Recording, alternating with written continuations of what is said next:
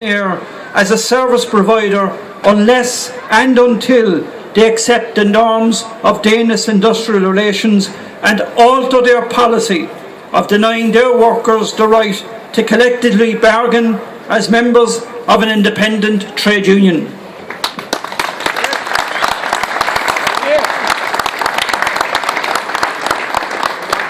This decision has been widely reported in the media internationally and is showing courageous leadership to others.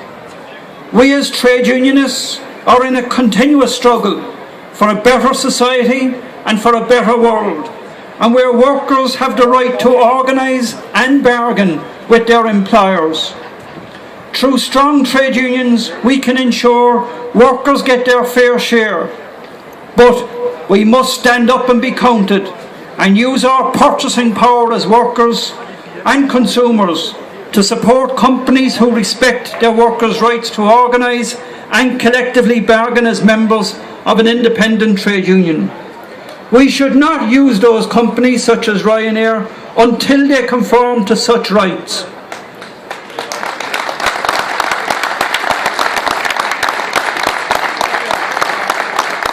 In my own union, some years ago, we adopted a similar policy of not using Ryanair, and as I said earlier at the rally outside the Labour Court, I would personally prefer to crawl and swim back to Ireland before I would fly with that aircraft.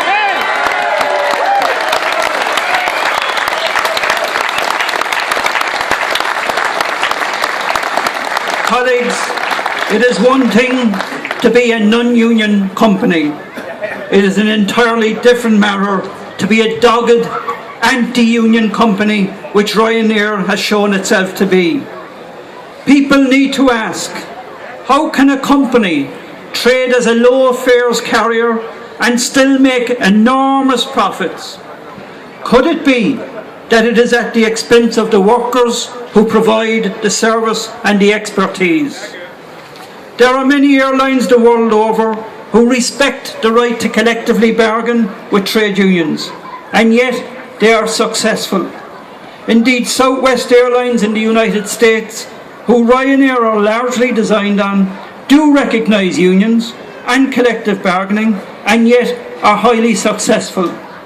These are the companies that deserve our support in practical ways. For example, we should choose to support airlines that provide cost-free training and uniforms to their staff. Airlines that don't require some of their staff to become employees of holding companies, thereby compromising their rights as workers under the law. And airlines that don't deny their staff, who are the most fundamental asset of any company, the right to collectively bargain as members of an independent trade union.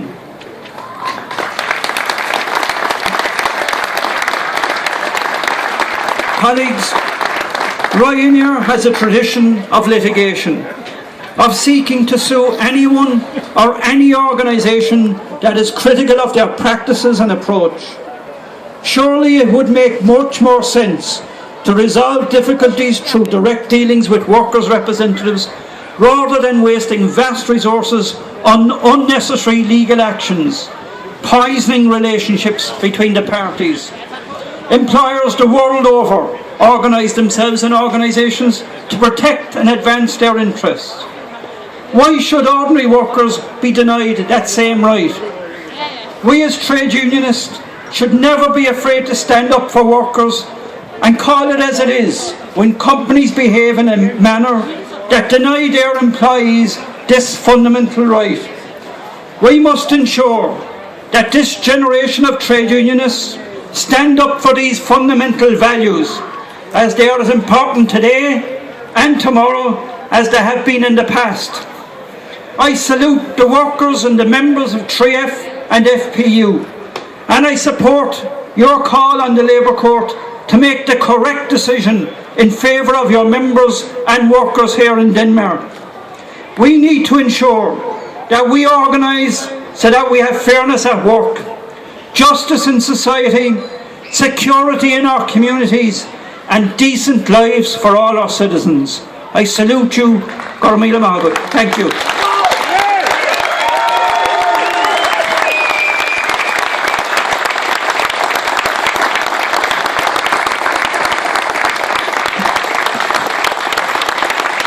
Thank you so much, Joe.